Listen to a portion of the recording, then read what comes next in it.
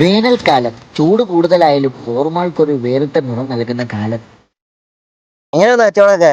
ഒരു ലാഭമുണ്ടോ? ആ എന്തൊക്കെയാ ഇവിടെ ഉള്ളത്? പാൽസലാഡ് ഉണ്ട്, അല്ലാതെ ജ്യൂസ് ബൂസ്റ്റ് വിളിക്കുന്നുണ്ട്. കുസ്തി വേനലവധി ആയതോടെ നാട്ടിലെങ്ങൊപ്പം കുട്ടികളുടെ വെള്ളക്കടകളാണ് കൂടുതലായിട്ടും കാണപ്പെടുന്നത്. എന്തൊക്കെ ജ്യൂസ് ഉണ്ട് ഇവിടെ? സോഡ സർബത്ത്, പാൽ സർബത്ത്, ആ ജ്യൂസ്. നാരങ്ങളുണ്ടോ? ആ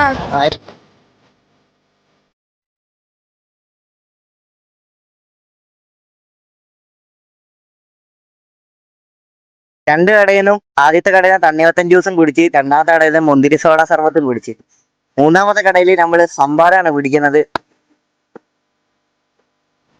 അടിപൊളി സംഭാരം. വെള്ളം കുടിച്ചോ? എങ്ങനെയുണ്ട്? സൂപ്പർ വെള്ളം. എന്ത് പറയാനുള്ളത്? ചെയ്യുന്നുണ്ടല്ലോ അവർക്കൊരു 10 ദിവസം കിട്ടിക്കോട്ടെ നമ്മളെ വക. അപ്പൊ അത് കണ്ടപ്പോ എനിക്കൊരു വിഷമം തോന്നി. അപ്പൊ അങ്ങനെ കുടിച്ച അപ്പൊ അങ്ങനെ ദിവസം വന്ന് ഞാൻ കുടിക്കും. ക്വസ്റ്റ്യൻ ചോദിച്ചോട്ടെ? ഫോന് വീട്ടിൽ ഇരുന്ന് ഫോണിൽ കളിക്കുന്നതാണ് ഏറ്റവും ഇഷ്ടം, അതോ ഇവിടെ നീ കട നടത്തുന്നതാണ് ഇഷ്ടം? കട നടത്തുന്നു. അതെ, കാരണം റീസൺ എന്താ? വീട്ടിലിരിക്കുമ്പോ ആൾക്കാരെ കാണുന്നത് ഇവിടെ സംരക്ഷിക്കുകയും ചെയ്യുക ഇഷ്ടമാണോ ഇങ്ങനെ ചെയ്യാനൊക്കെ? നമ്മളെ 18 വാർഡിലെ ലിജി മെമ്പറാണ്. എന്താണ് ഈ കുട്ടികൾ ഈ കടയൊക്കെ നടത്തുമ്പോൾ മെമ്പറിന് എന്താണ് പറയാനുള്ളത്? വളരെ നല്ലൊരു കാര്യം. കാരണം വെച്ചാല് ഇതുപോലുള്ള കൊച്ചു പൈതലുകൾ ഇങ്ങനെ കട നടത്തുമ്പോൾ അവർക്ക് ഒരു മോട്ടിവേഷനിലൂടെ ബിസിനസ് രംഗത്തേക്ക് എഴുന്നേറ്റ് വരാനുള്ള ഒരു നല്ലൊരു സംഭവമാണ് ഇത് അംഗീകരിക്കുന്നത്.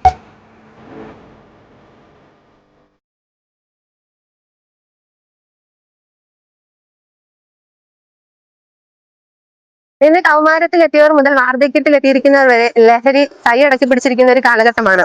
ഈ സമയത്ത് ഈ അവധിക്കാലം മറ്റൊന്നിനും ചെലവഴിക്കാതെ ഇങ്ങനെ ഒരു സംരംഭം തുടങ്ങി നമ്മുടെ നാട്ടുകാരെന്ന നിലയിലും നമ്മുടെ നാട്ടിലെ കുട്ടികൾ എന്ന നിലയിലും നമ്മൾ ഏറെ സന്തോഷം പങ്കിടേണ്ട സമയമാണ്. ഈ വീഡിയോ കാണുന്ന എല്ലാവരും ഈ കുട്ടികളുടെ ചെറിയ സംരംഭത്തെ പ്രോത്സാഹിപ്പിക്കണം.